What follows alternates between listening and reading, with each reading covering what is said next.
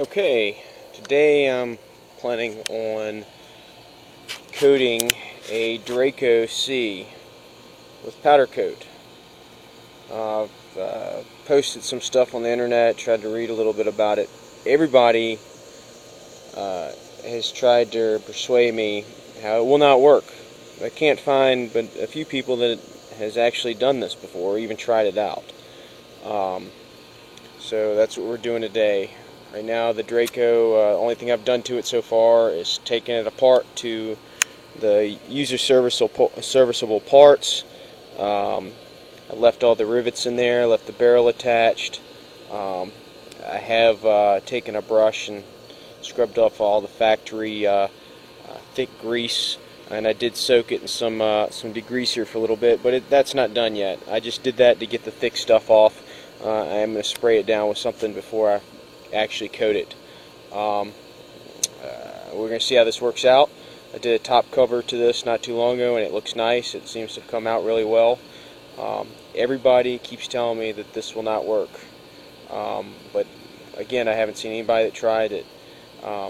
Just to give you a little bit of a difference between this and Duracoat, it's much easier to apply. You don't need to mix anything. You don't need to have a liquid that you need to refrigerate. None of that. It's just a simple powder that you put in the powder coating machine. Hook this up, degrease it, hook a wire up to ground it, and the particles are statically charged and they stick to this. Pretty sure that I can handle this. It's a whole lot easier to deal with than Duracoat. I've done it in the past. Never get it to mix right. When I did get it to mix right, I'd either make too much or too little. And then the airbrush was always problematic. Cleaning it's a real pain. Powder coat should be a lot easier,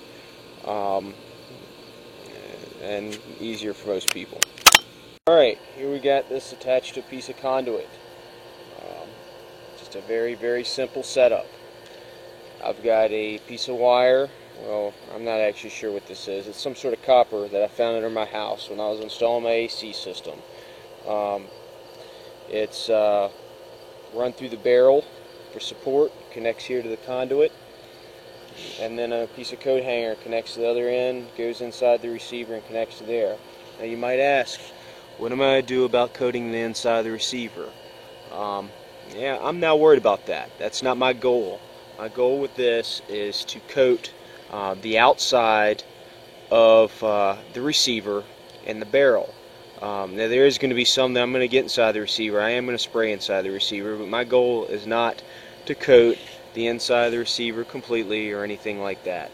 I'm just doing that to even out the color and to make sure it doesn't peel around these little places right here, around the edges, and you know, around any of the places where it goes inside the receiver. I think that the finish that's on the inside is fine. You won't see it. Basically want it on the outside. Again, this is not going to replace the internal treatments like NP3 or gun coat or any of those self-lubricating finishes or finishes that could be self-lubricating. This will mainly, the reason I'm doing this is I think it'll be better than Duracoat and Norel's Moly resin. You might say it's a little bit too thick. Everybody told me that when I was researching this on the internet. Everybody said that this stuff would be too thick. The thickness of Duracoat is between 0.5 mils and 1 mil. The thickness of this stuff will be about 2 mils. So it's going to be about twice as thick, but it's not a big difference. So anyway, let's start degreasing the part. Just using this stuff that I got at Walmart. Used it before. It doesn't seem to leave any sort of resin, any sort of buildup. And all I'm doing is spraying the part off.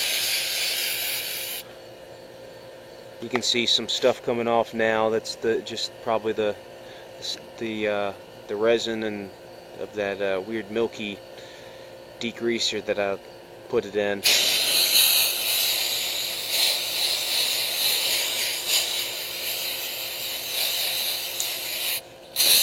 Now this stuff seems to dry very fast.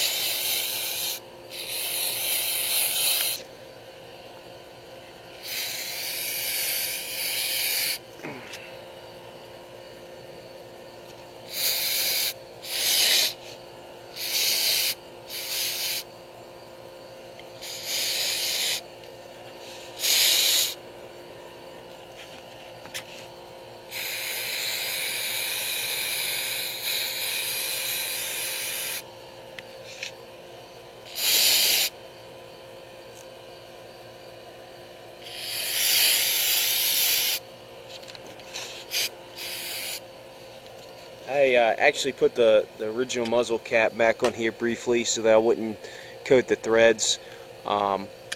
Yeah, you can see the barrel's open. Again, I'm not trying to shoot it directly into the barrel, and I'm not trying to shoot it directly into the gas tube. The tolerances on this AK should be perfectly fine for what we're doing. So again, I'm not trying to coat the inside of the barrel.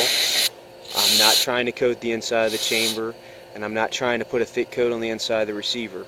Yeah, it's going to get there, but again, the thicknesses on an AK, I really don't think it's going to matter.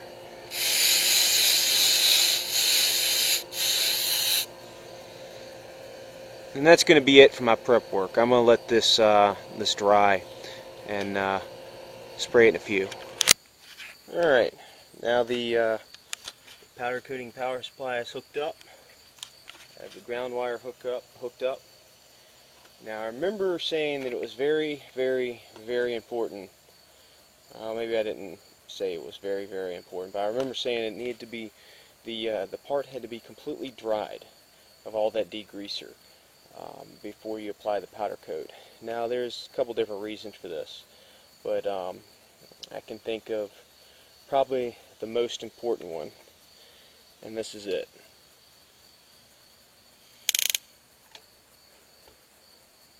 I don't want to catch on fire, and that will definitely ignite the fumes. So anyway, we'll start coating. Hopefully this gets a good angle. Of course, this line is leaking a bit.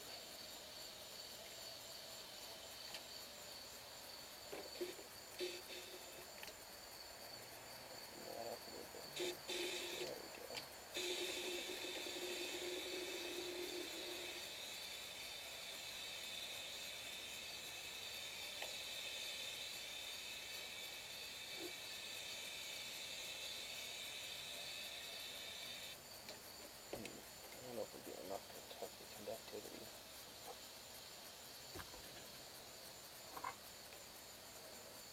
Just a little bit closer to the piece. I'll give it a try. There we go.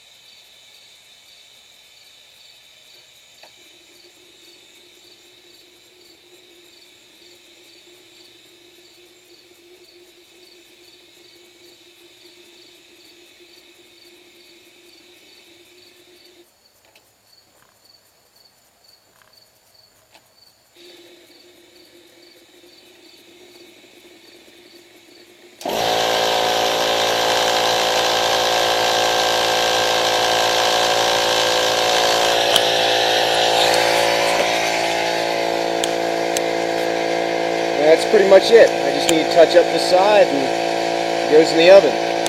Right. I'm done coating. I'll make sure this thing is discharged completely, and it is. Turn the system off. Disconnect my air source. Now you notice there's hardly any powder on the deck. It'd be completely different if I had Duracoated this or something else. Disconnect this lead and gently move this into the oven. Now I might have missed a couple little spaces, you know, here and there, but I think for the most part I got what I was aiming to do. You know, I can always do another coat, but if I put it on too thick, I'll have to bead blast it off. I'm not looking to do that today. Now I got this attached in the home oven. I might have brushed that left edge of the receiver when putting this in, but you know, the coat might smooth out the imperfection once it cooks. But as you can see, it's just hanging freely. I mean, the coat will brush off if you touch it while it's powder in its powder state, but it's not just going to fall off. I brought it into the house and I didn't realize just now the ceiling fan was still on and it didn't blow it off. So it's not as fragile as everybody lets you on, but you know, you can't do anything with the weapon when it's like that. It will brush off. It's not just going to fall off, but it will brush off. So we're going to go ahead and close the oven. I'm going to set it to bake. Set it to, it says 400 degrees. I'm going to set it about 425 because I don't know with this old oven how accurate the temperature is, and I know for a fact that that piece of metal is another 25 degrees is not going to hurt it. It's probably not going to discolor the powder either. Now, this particular type of powder says 10 minutes curing time, but again, I'm going to give it more than that. 7:03 now. You have to forgive me, I only got two hands. I'm going to go ahead and start the stopwatch. And I'm going to check on it every so often and update this. But I'm looking to keep this in there just to be safe, about 30 to 45 minutes. When I did this before, and again, I've only done this with one piece, it began to smell around the 3 to 5 minute mark.